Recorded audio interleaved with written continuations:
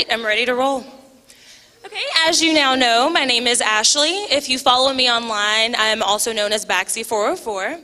And today, I want to talk to you a little bit about communications gone wild.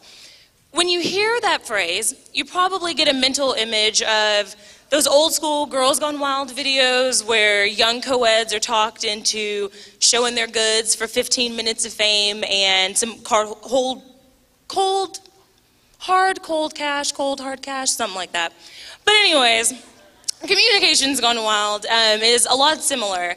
It actually is individuals letting it all hang out, sometimes being rude, and these individuals look just like you and me. They're business professionals.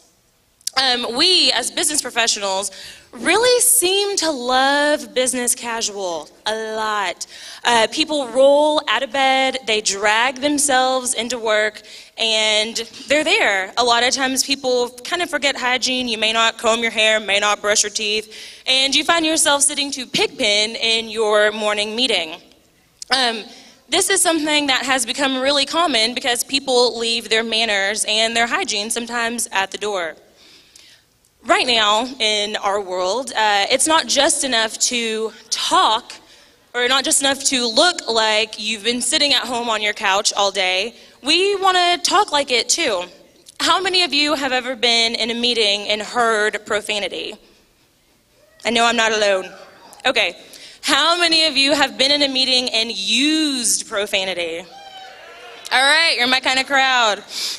This is a day and age where phrases like, what the H? F off, spewed from the mouth of the CEO of Yahoo in less than 25 minutes during an interview.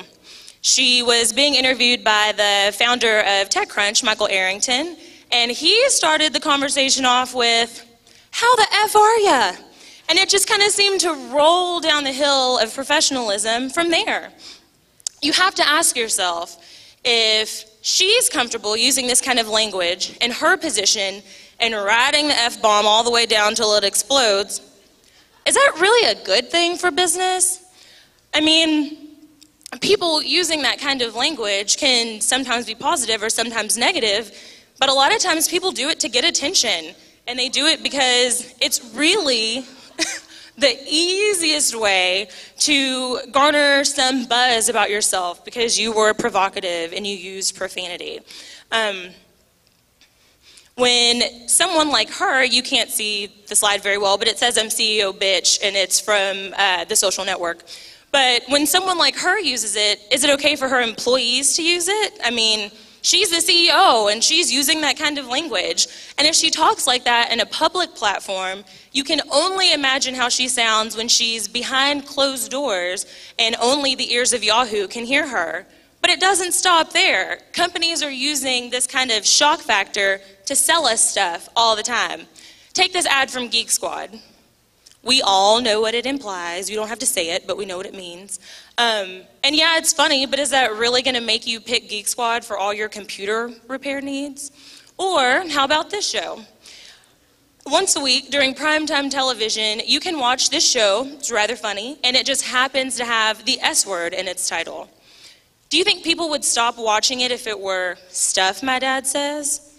Probably not. People would still watch, but someone somewhere decided that leaving that word in the title makes it funny, and it makes it gritty and raw and edgy, and we like that kind of stuff because that type of casual conversation has really become a large part of what we do all the time. It's in our nature, and we feel like we can talk that way all the time. We used to have professional filters, and you didn't cuss when you were at work, but now people feel like they can talk how they want, where they want, all the time with no filters. I'm still deciding how I feel about that. I definitely think that there are positives to having structure and decorum in the workplace. But really, it's a lot better to let people talk in a format that they're comfortable. Some of the best ideas have come from casual conversations, people just shooting the breeze, being themselves around the water cooler. And I don't think that those ideas should be shot down just because they're not politically correct. If we allow ourselves to let our communication get raw and real and just take it for the heart of what it is, We might change the voice of communications today. Thank you.